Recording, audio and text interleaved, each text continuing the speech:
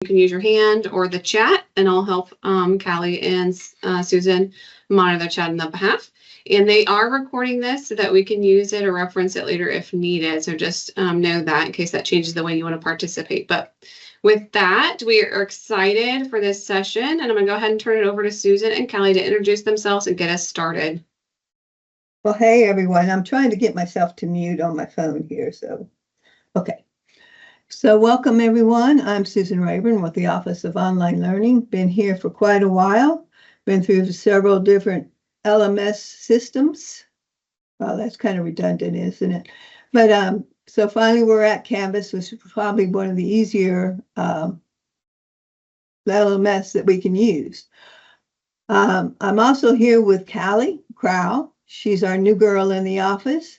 She's catching on to everything Canvas pretty quickly, and she can tell us a little bit more about herself. Hi, everyone. It's great to see you all here. I know I've seen many of your faces in the last 3 sessions, so it's good to see you all back again. I am new to the Office of Online Learning, new to USM, but I am excited to help you all with anything that you may have going on. So just feel free to reach out at the end of the session. We'll have our email in the chat, so feel free to contact us for any needs. Excellent. Thank you for that. So let's see, this session is supposed to be about creating assignments. In particular, we'll be looking at Turnitin assignments and possibly how to grade them. That's a tough topic since I really don't have a student account that I can use to submit an assignment and get it graded quickly. But I will use something that we've had in the past and try to keep the students' names hidden from you as we talk about that. We'll talk about creating a student presentation assignment, which I know we heard quite a bit in the last studio presentation that they were interested in learning, and how to moderate a quiz. We'll do both the new and the old quizzes, the classic quiz on moderation, just because everyone's using a different system. So it's all, do know that eventually the classic quiz will go away. So I try to cover both now. How to access a quiz log and quiz statistics is a great thing to know. And then how to create a category group weight in the gradebooks, because I kind of touched on that. If you're one of those instructors that likes to give a lot of assignments and then put them into different categories to weight them, Canvas makes that easy. And then how to use the grade posting policy under grades. All right, so let's get started with Turnitin. So we have Turnitin integrated with Canvas. And the quick way, easy way, only way to create that is by creating an assignment. So I went to assignments. I clicked the plus assignment button. Going to name this one. I'm going to name this one again. Turn it in. So we know exactly what we're looking for. You can put instructions here for your students.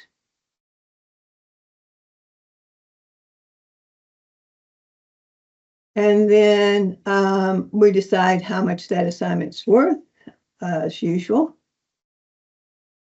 We only have one group, assignment group currently under this course. We want points. Now, this is where we change things up. In the past, if you're teaching an online course, you would do an online submission.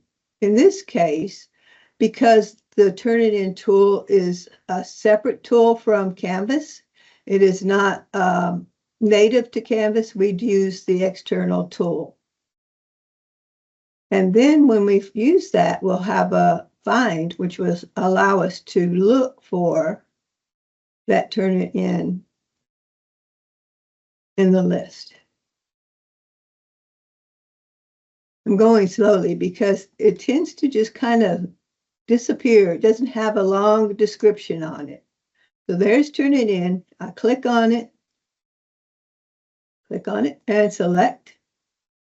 And so that's the beginning of the Turnitin assignment. By default, once we start using a Turnitin assignment, it doesn't follow the rules of Canvas. So I recommend just go ahead and setting limited to 1. And then manage the due dates. With Turnitin, if you have multiple due dates, it's going to automatically set the last due date that you have. So if you have a student that's going to be submitting after everyone else, Turnitin is going to use that later due date. I'm just going to click in here and say the 6th because it's quick and easy. Now, the available from and available to dates controls the actual Canvas. So if I start this one at an earlier date than the 6th, I can. However, that's not going to control what's going on with Turnitin. And then I can have until at a later date. So it's due on the 6th. And I want you to be aware of that. Okay. Go down and apply that. Now, I'm not going to see anything about Turnitin until I click Save and Publish.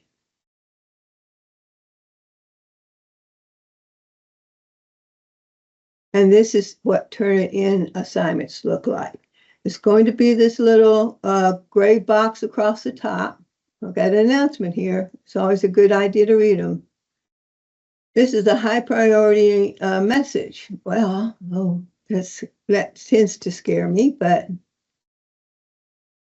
so they'll have a scheduled maintenance on August 17th. So don't panic. If they've got a scheduled maintenance, it means they're shutting it down for a little bit and it'll be back up. But it's always a good idea because if you start working on something and it doesn't work on August 17th, that's the reason. Great teachable moment. Thank you for that. Turnitin. Okay, so, let's see if it'll go away after I click it again. Anytime you need help with Turnitin, since they are outside of Canvas, we in this department don't necessarily have access to problematic systems things. So you can always click the help and it provides you with guides there. Okay, notice here I said that my due date was on the 6th. It starts on the 5th. So once my students start submitting, they have to have everything in by the 6th. Okay. In order to change this date, I'd have to go back to the Canvas assignment, which is here, Edit Assignment Settings, and change that to give them a little more time.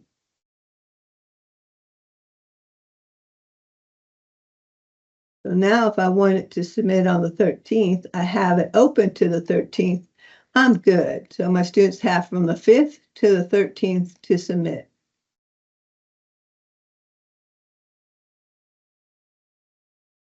Saved. And we're back to Canvas.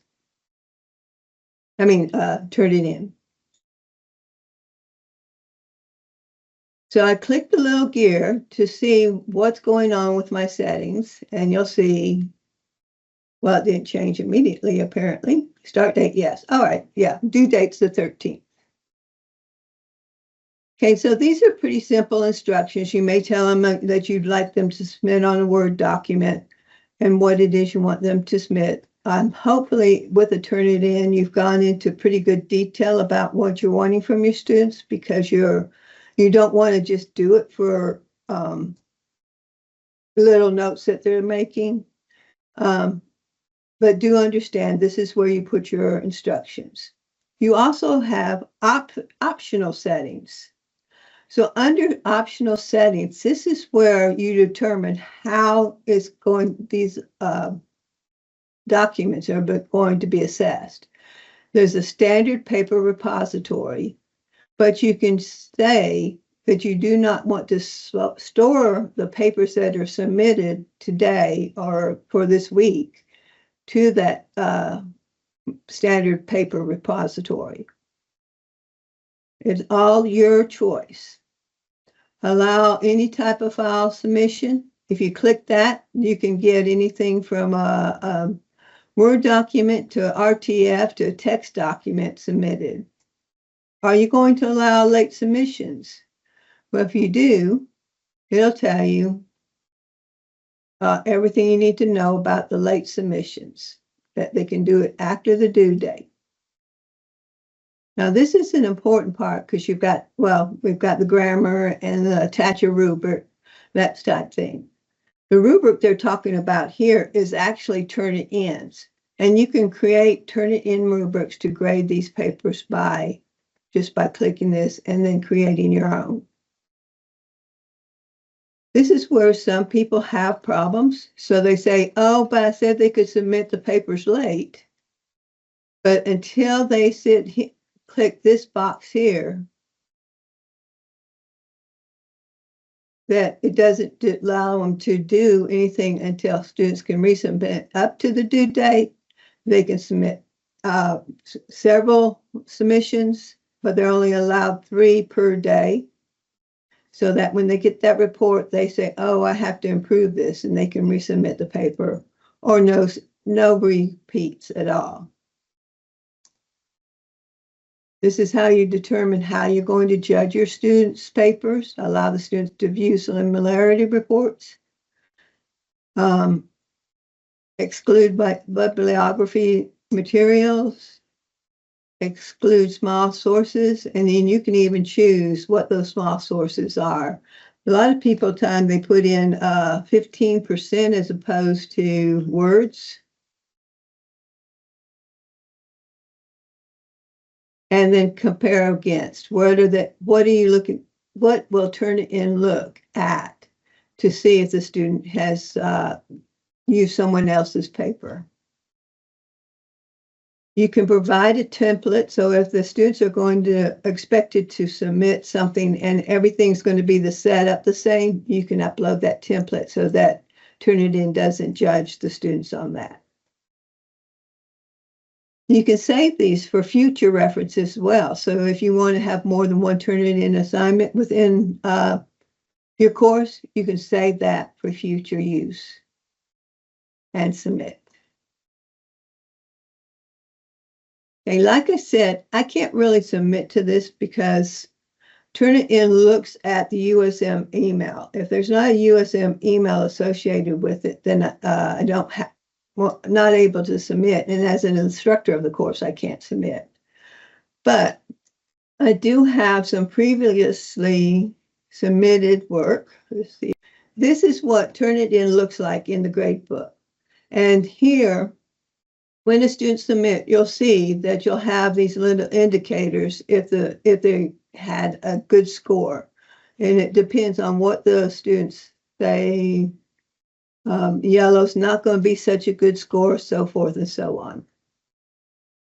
If I want to use Canvas to grade my students' work, then I would actually click to the right of the name, click the arrow, and go to the speed grader. And if I have a rubric, I can use the Canvas rubric to grade this.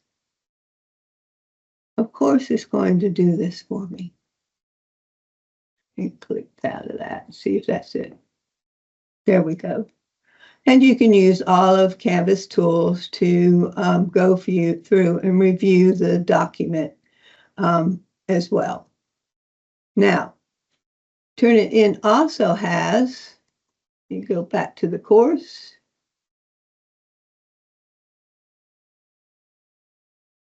I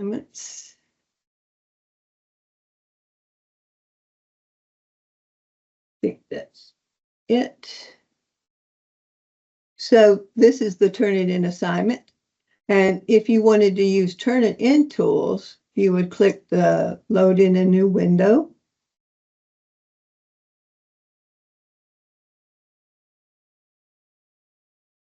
And it might eventually show. And then you'll see here, these are the submitted documents. And if you wanted to grade it, you click on the pencil. And this brings up Turnitin tools. So it depends on what you're comfortable with to grade the students.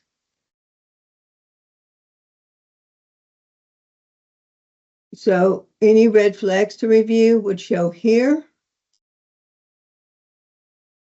Submitted to the university, that type of information. Let me see. The AI score on this is actually 0%. So the student did not go and look anywhere else for that. And you can click on that to get more information about the score. Oops. Sorry, my controls are in my way. Let me see if I get there. Okay.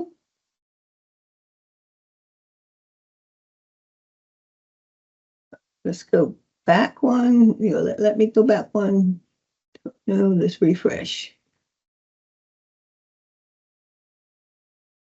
So let me go back to, because I had to click on that to show you. Anyways, you get the idea that here you can go through the document, you can see, maybe I need to open Victoria again, just to see the score she got for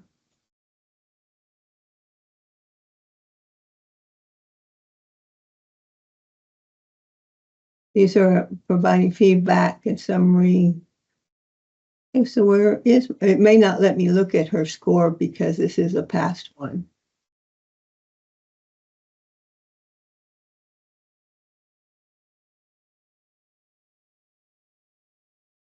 But anytime you have questions about Turnitin, they are very good about providing you the documentation there as well.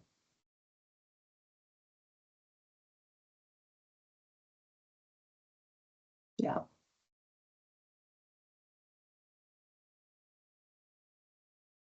Another teachable moment. Let me close out.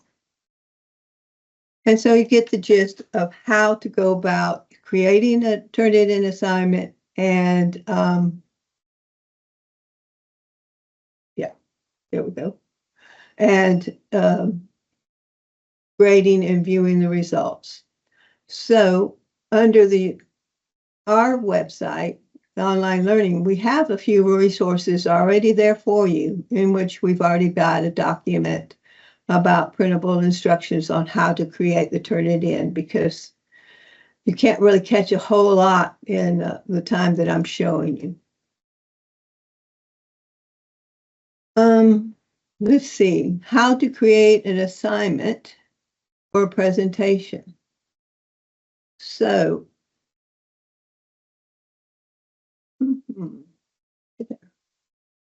this is the same. Oh no, this isn't my same course. Let me close out of this completely. Let me go back here. And I'm going to the course itself that only has one group. Nope, now it has two groups. How did I do that? Interesting. Anyway, so a presentation type assignment. I'm going to create from scratch. I'm going to click plus, call this presentation. Put my instructions here.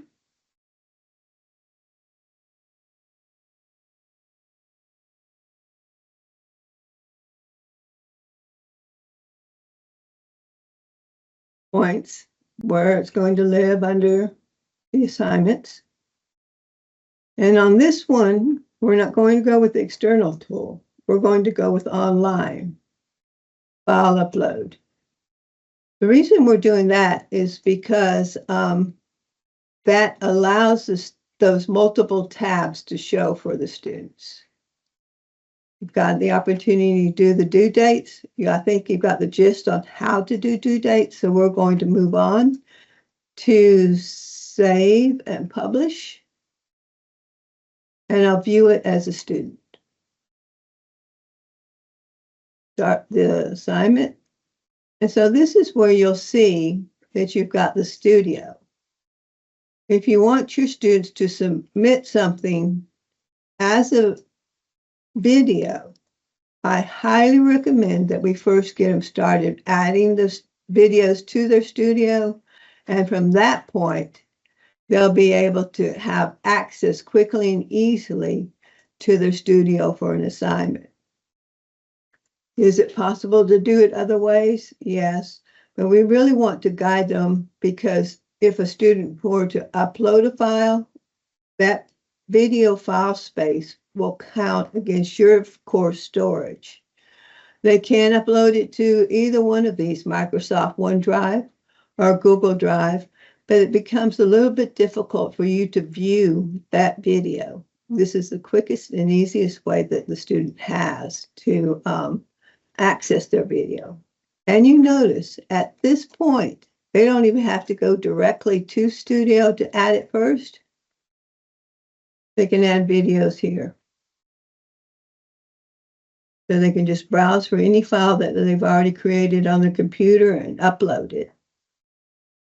Or if they have their YouTube link, they've uploaded it to YouTube, they can click here and add their YouTube presentation as well. Any questions on that?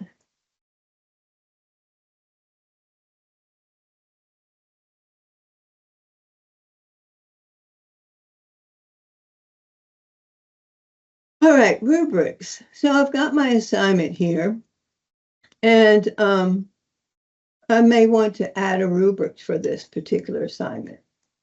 So first I create let me make sure I'm there. Or have they changed that? Ah, here it is, yep.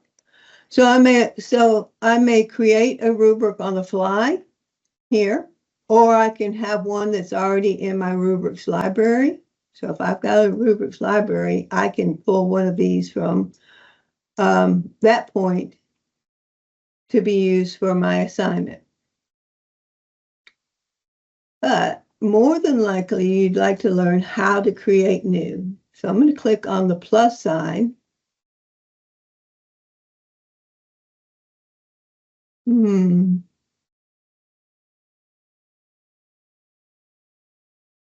So they haven't changed it in this spot. Let's see if they've changed it over here.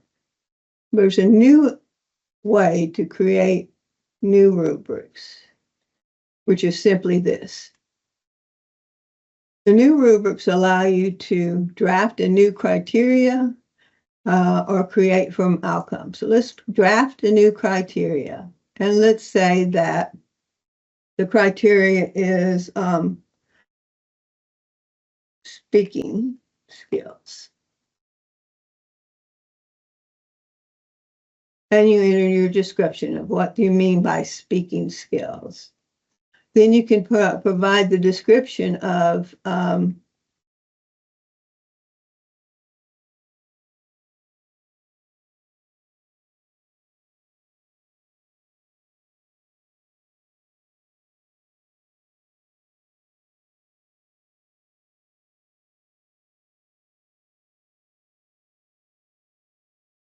and you can continue on determining what kind of mastery you're going to give your students. You can alternate these scores, so you can change them according to your needs. And you can drag and drop things up as well. So if I wanted to change this up, I can. It makes it so much easier to create a rubric using this new tool than what we've had in the past. I'm just going to type.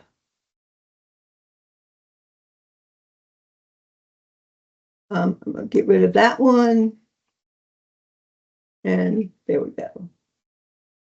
Okay, now we want to add some more criteria. So we click the plus sign. Oops. Not what I wanted.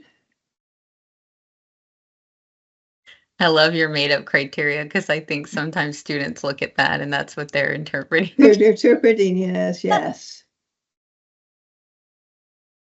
And I thought that would create me a new criteria. They made it look so easy on the video.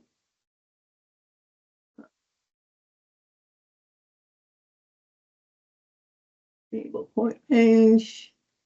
We understand that, so you can change your values as easily without just doing straight up. Or maybe I've got it enlarged too much to see where my other criteria points are. Oh, duh. Save criteria, then I can add new. Duh. So I can add me a new criteria here.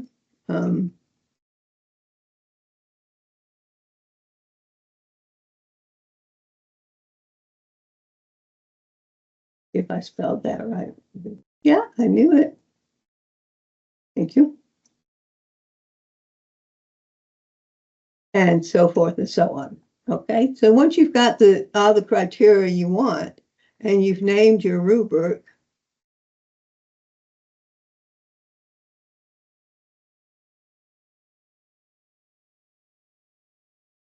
save rubric. You can save it as a draft if you're not ready to use it yet or finished with it. You can go back to your assignment, presentation, add the rubric. So I'm going to click Find Rubric. And I'm sorry, but I'm kind of overloaded in rubrics because I'm associated with so many courses.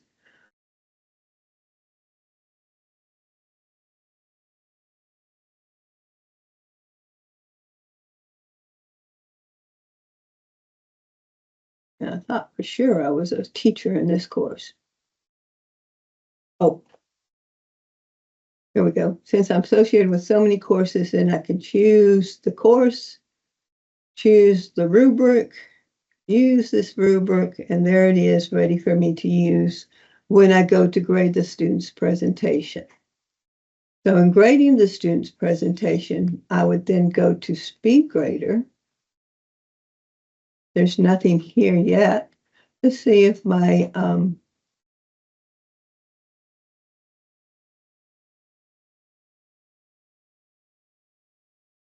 back view as a go this way, make it easier to find it. You as a student, start assignment, go to studio. I'm going to try it this way since it's new here.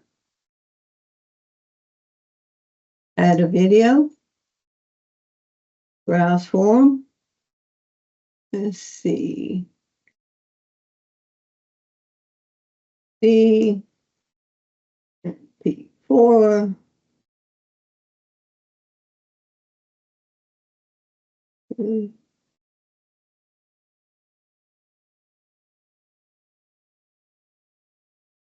Here we go. I should find something here.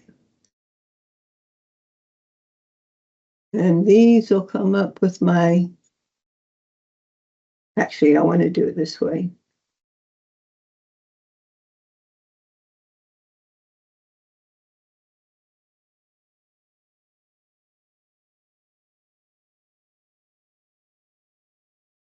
Open, add videos.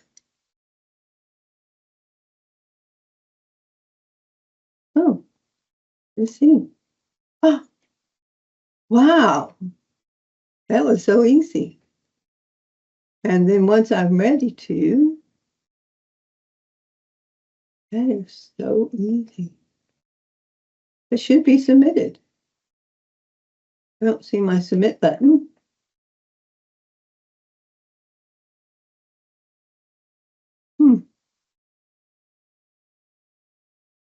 I'll upload now to submit the assignment. See that?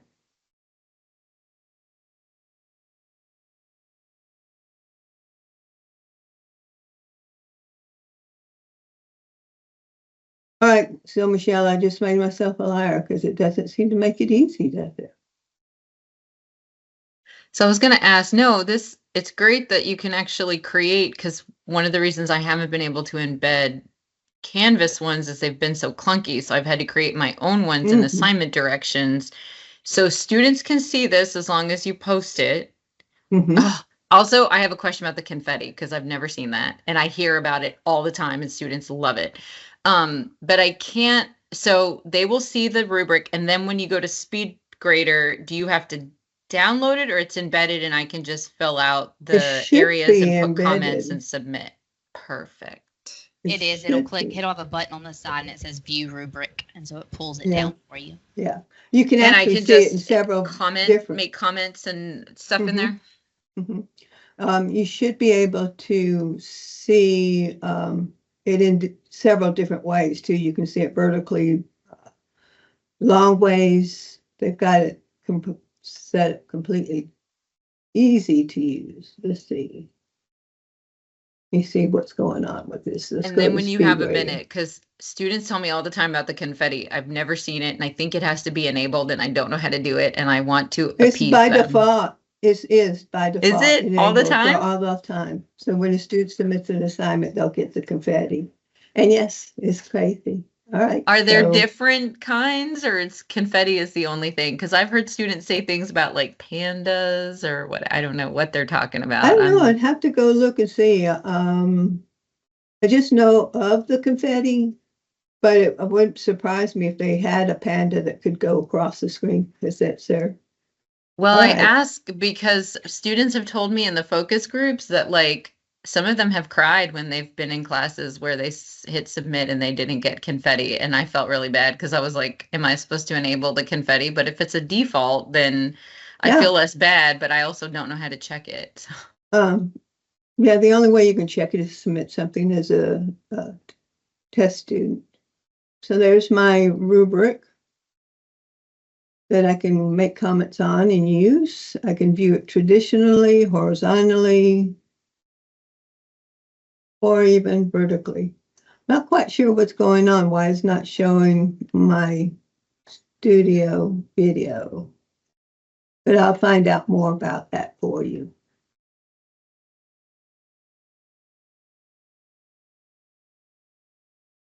Okay, let's see what else we've got to do. The quizzes. So let's go back here. I do have some quizzes in place. You'll notice the different icons here. The one without any color to it is a classic quiz. So if I were to click on this and click to moderate, then I can choose the student that needs extra time. So for everyone gets 10 minutes and I want him to have time and a half, so I would just add 5 minutes and save. That's fairly easy, right? With the new quizzes, it's a little bit more to adding extra time for them. Notice here that is actually an assignment. It's an assignment with an external tool added to it by default. You still have the same manage dates, options, those type things.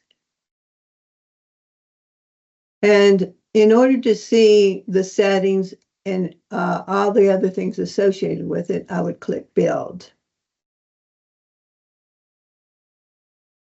Build's where I begin to add the questions just by clicking the plus sign and choosing what type of question I want to add.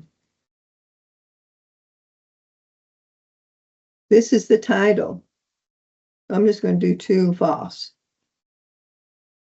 And this is the question to stem.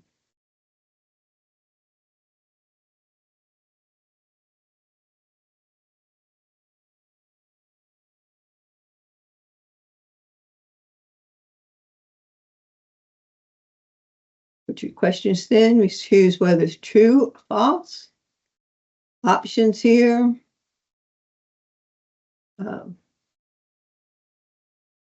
if you want to use a calculator on it, align outcomes, item banking. Item banking is similar to using a test bank, except it's only associated with the new quizzes. If I don't have a bank created, it allows me to create a bank by default. I better not add this because that looks like that's someone else's, not mine. So I'm not going to add it to that bank. I'm just going to say demo item bank.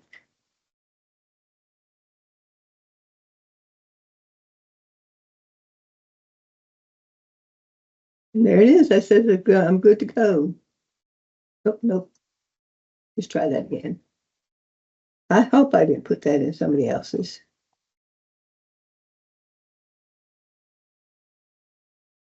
Okay, add.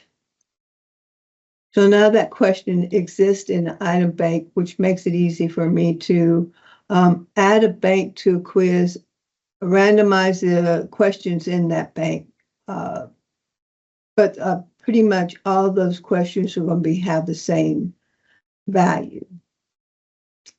Settings, where I set up all those things that keep my students from cheating. I can shuffle questions. I can shuffle answers. But remember, Michelle, there's difficulty. It depends on how you set those answers up. If you don't want to have A, B, C, or all of above, or questions 1, 2, 3, because once they get shuffled, they're not going to be in order. And this will shuffle all the questions within the exam. This is a good one to use, especially for when you're doing exams of high stakes, that you show the questions one at a time. It prevents students from copying that question and pasting it to a document because they won't have enough time. If you have all the questions shown at one time, they can highlight all the questions and paste it to a document. Allow backtracking. That means that the students can go to a previous question they answered. You know, maybe the next question stirs their thought process and gives them the answer that they need so they can backtrack, but you can choose not to allow them to backtrack. This is for those that are using proctoring. You would add an excess code. Yes, I definitely believe in adding time limits.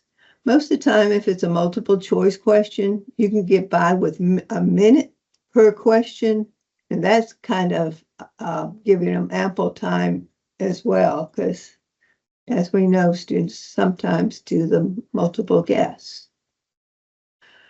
Filter IP address. So that's only for those that have a lab that has specific URLs associated with that lab. And that way, if a student were trying to take the test and they weren't at that lab, it would not allow them to do so.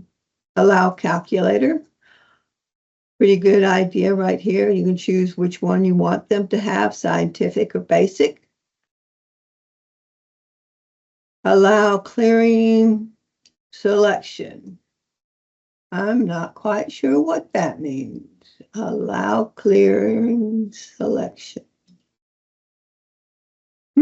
I'll have to research that. And I think that's kind of like the first time I've seen it. Allow multiple choice. Yes, you can. And notice this. So you can set up to allow students to have limited, say, 2 attempts. And you can require them to wait between the attempts before they do again. Enable build on last attempt. So this means that if they've answered some questions, it's not going to correctly, it's not going to provide those questions in the next attempt.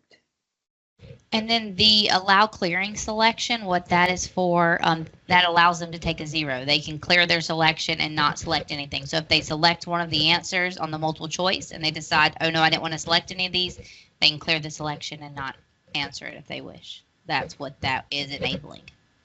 Oh, Why would anybody want to do that? But okay. I don't know. But also, I do have the answer to your studio assignment when you get back around after you Okay, go through your agenda. good. All right. Thank you for that. Restrict student view, student result view. So this is awesome. If you have those high stake exams, you don't want your students to see all what they submitted, the questions, the answers, those type things. Keep it hidden from them. But if you want to allow them, you can show them the points awarded overall per question. You can show possible points overall per question. And then you have this choice as well, which allows you to show items and questions, show students' response, and show feedback. This happens right there. Indicate response as correct or incorrect. So you can allow your students to see all, but it's highly recommend just to restrict results until everyone's taken their test. Remove all those. Keep the results hidden until everyone's taken the test. That way you know that they're not sharing the content with someone else. You can do reports. These are the quick, easy reports on any exam that's been taken. Moderate. This is where you add some extra time for your students. So if let me just look at his. So this one he set up, Bomber's been set up with 2 attempts. And I've given him additional time, and it's quick and easy here to add the minutes. It really can't figure out if it's 1.5 times. It won't do that, but you can say, I'm going to add another additional minutes. If it's an hour test and I get time and a half, then you would add 30 minutes. Okay, any questions on that? Okay. How are we doing on time? We're about out of time. Waiting. Okay, let's Can I ask go. a quick question, Susan? Sure. When you go to build the new quiz, the new kind of quiz as opposed to the classic one, is the process for importing, let's say you're using a test bank for a 101 class, if you copy it from a previous course, I know a lot of times it'll copy over, but you have to go through and double check and whatever. But if you have a new edition and you have to upload the updated test bank, is that something I have to do at the course level, or now I have to do at the quiz level because you have the classic and this new quiz option? Does that If make you're sense? wanting to use a new quiz, then yes, I would do it at the quiz level, because then you can come back and import those quizzes. And okay, let me explain it this way. You create a quiz for each of the question banks that came over with the course pack. Right. You add all of those questions to the quiz for each chapter. Let's say a quiz chapter 1, and I'd add all those questions as a question group. Then when I go to import, I can import the old quizzes as new quizzes, and it would save all those questions for chapter 1 as an item bank. Okay. Otherwise, it doesn't catch all of them. But if I get a new edition, I probably have to do some of that over anyway, right? Right. Or not? Okay. Yeah. So and I suggest asking the company, because they may have already gotten on the ball and created item banks and question banks, since they have that control. Okay, cool. Thanks. Yeah. All right, let's get on real quickly to assignments. So let me just remove this. I thought I had actually had save. had a course with minimal or no question banks. I mean, no, so I'm going to just kind of come through here and delete some of the stuff. Just because. You can get an idea what I'm talking about. And notice I'm deleting the assignments with them, which is fine because I got plenty of assignments in this. Delete a group, you delete the assignment, you delete the quiz. It all goes together. So that means those columns no longer exist in my grades either. So I want to weight I've already divided them up into groups. And maybe I want to have another group here. Let's create this group and have this one quizzes. Save and create another group exams. Save. So I can take and move all of my quizzes to this one. So let's just drag it down, or maybe not drag it down because my mouse is in the way.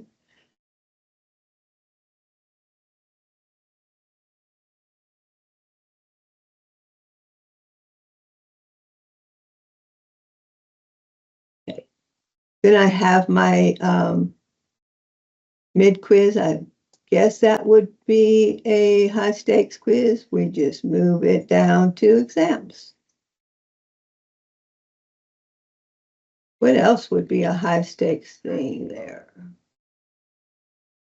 Okay, I guess that'll do for now. If this was I could have another one just for my presentations or my final submissions for my students. Either way, I want to create a group for those to divide them up according to what my syllabus says. So my syllabus says that I'm going to have my homework as 10% of the grade. My quizzes will be another 10%. Exams going to be 40%. And then my overall assignments will be another 40%. Let's see how that works out. So that's where I would assign group weights. And so, or not 4. Let's try this 4, or not 4.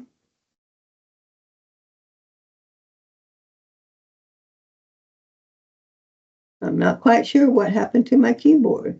It died on me. Of course it would, wouldn't it?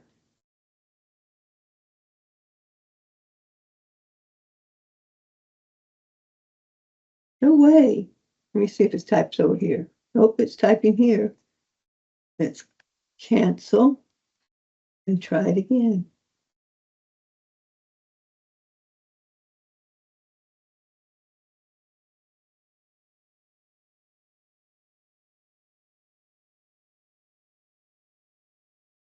When all else fails, you refresh.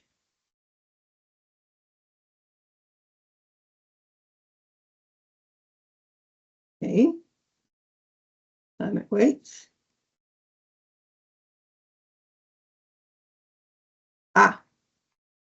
Don't ask me why, but always unplug or restart.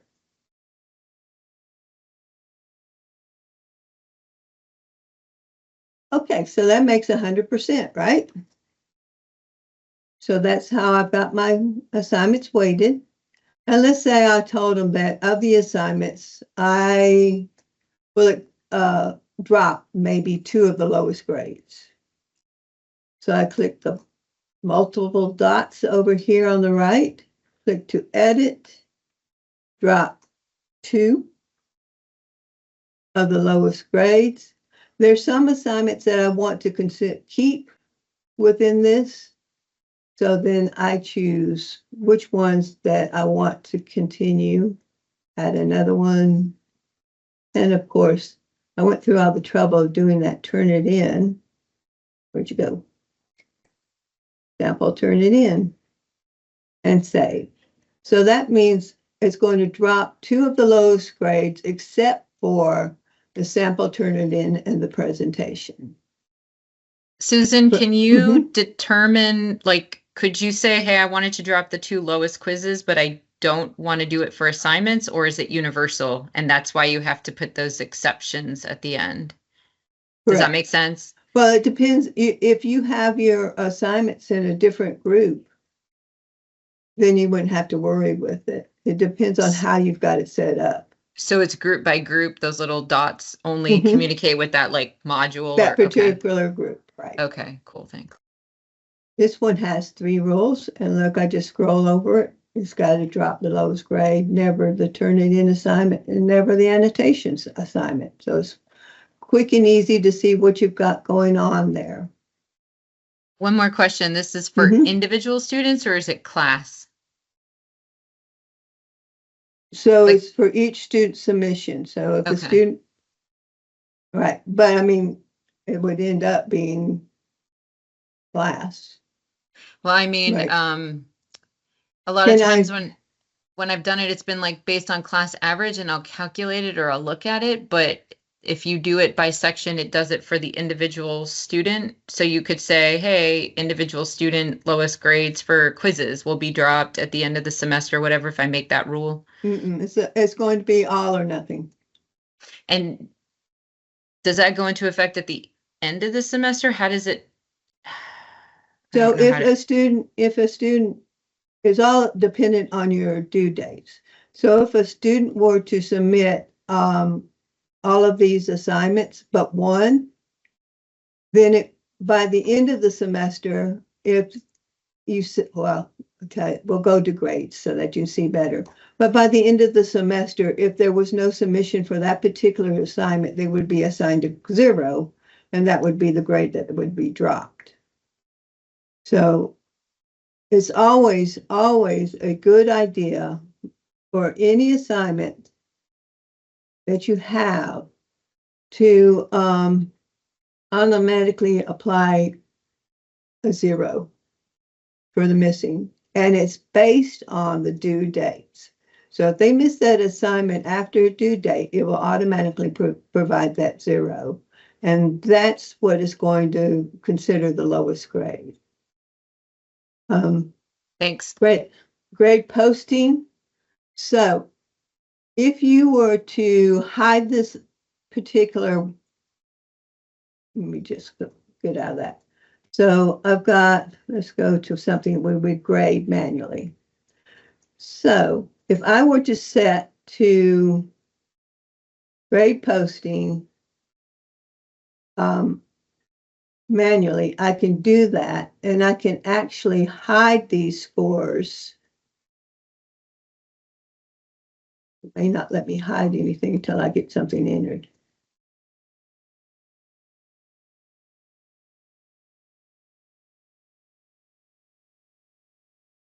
Oh, there it is. Hide grades.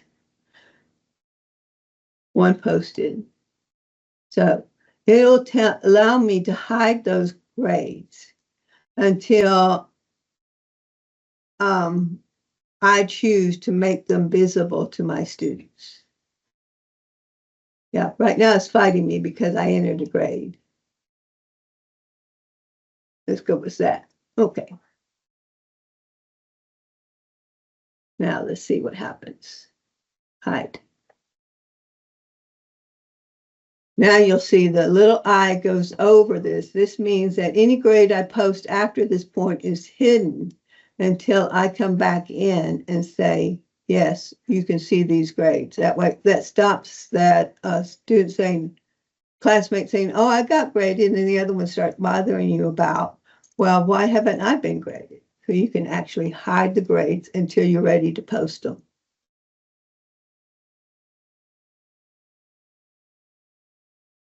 Any questions on that? Oh, I think I covered everything that we were supposed to. What a surprise. Thanks, Susan. Do other people have questions about setting some of these things up in Canvas? I do know I like to have my view options and keep those unpublished assignments out of my grades. Right? Well, What are the unpublished? Oh, do you mean that the unpublished will it pull the grade down? What does that mean? no, it doesn't pull the grade down. It just shows in my columns, which gets Yeah, cluttered. if you keep a whole bunch of old assignments from different, as you input course, but you're not going to use it that semester, you don't want to see it in your column, even though it's not published, just to clutter it up. You can make it disappear so you're not Right. seeing it in the gradebook either. Oh, so it just shows up every time you open, Right. say, a Only week the or... published, only the Yeah. published ones will Which ones show will versus, And Okay. these right here are indicating that the dates passed, and that's why they're pink. Okay. January 7th. So it's always a good idea to make sure you've got your dates in place before you publish your class because your students panic. Good place to see it is under the syllabus. You'll Okay. be able to see quickly what dates are passed, and I really encourage you to delete anything you're not using in the course. You can get it back. If not from the previous course, you can use the undelete. Everybody familiar with the undelete? we've got some folks who didn't join us yesterday afternoon. Why don't you show them? Because I didn't Huh. know that one. That was new for me too. So anything that I delete in a course, it doesn't matter what it is, I can rescue. So this is the URL for the course, especially easy when I go from the home page. There's not going to be anything following it. And at that point, I can do a / undelete, hit enter, and it allows me to restore anything that I've gotten rid of. It'll only be for this semester that you'll be able to pull things back. But knowing that it's there, if you accidentally deleted a graded assignment already, you can quickly, easily restore it. Put that in the text.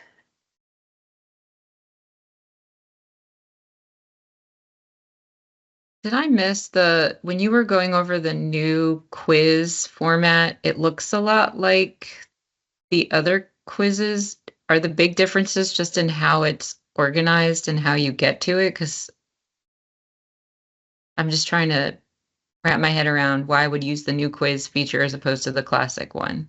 The reason to use the new quiz is that they're improving the analytics on it, so that you'll get better results on when you check in it, as well as it's offering different question types that you don't have available to you in the classic. So when I click on the classic quiz, it's just everything right there, one place for the settings, and then the questions are question tab, and I can add new questions to here, depending on how I want to do it. It's not quite as cumbersome, the classic quiz, but then you miss out on something like the hotspot question, where you can have them click on a specific area of a picture to determine if they understand what you're talking about.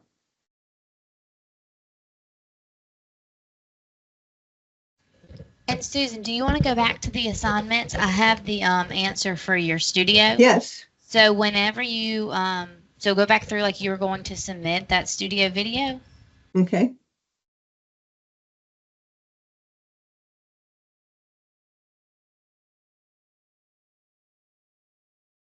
Did I only give myself one attempt on this?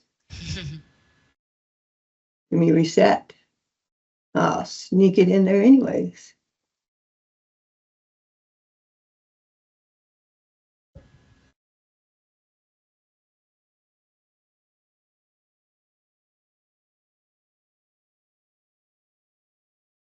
Oh, this is important for you to know. Students don't see your organization of your assignments in categories. I know a lot of people put their go through a lot of effort to organize their assignments by assignments or presentations or whatever. Students don't see that. They see overdue assignments, upcoming assignments, and undated assignments. My presentation has no date, so I start there, start that assignment. Okay, at studio and Studio. And then when you have your video uploaded, so just choose any video, add media.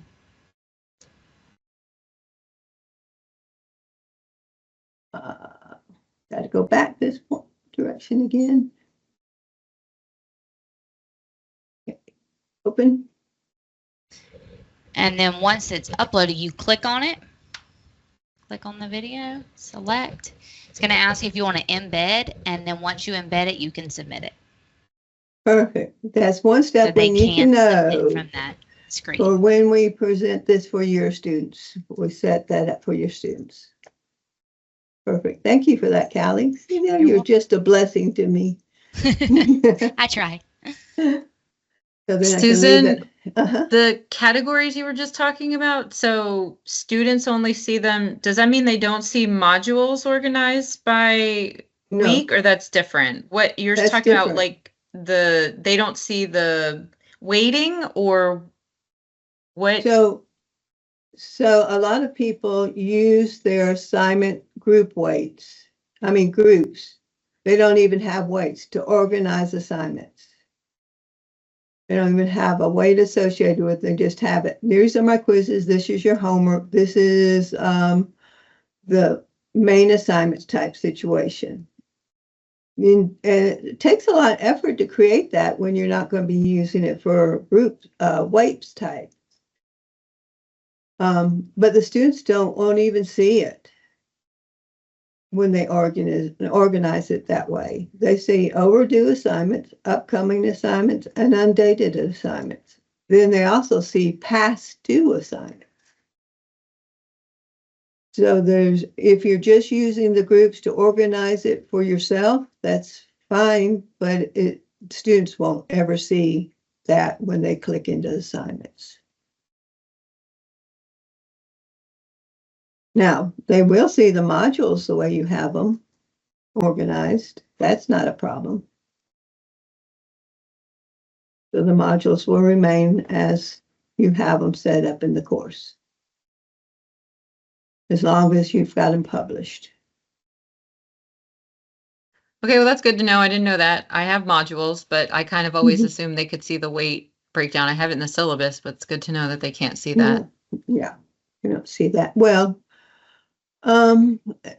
let's see, let me go to grades.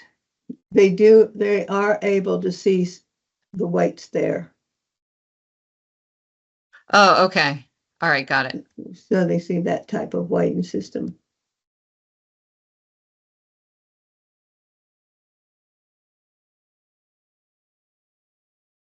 Okay.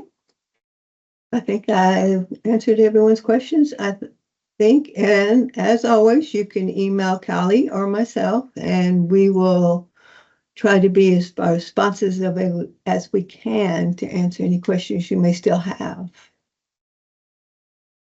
Yeah, okay, thanks for joining us, and Susan and Callie for these sessions the last couple of days on Canvas. And thanks for many of you who joined us throughout the last 2 weeks on our Plan, Prepare, Engage series. Hopefully we'll see many of you, either new folks at New Faculty Orientation next week, or people who've been around at our Educators Retreat happening on Monday, August 19th. Otherwise, enjoy your prep for courses for fall, and we'll see you soon, okay? Yep. Y'all have a great rest of the evening. Bye. Bye, everyone. Thanks, Melanie.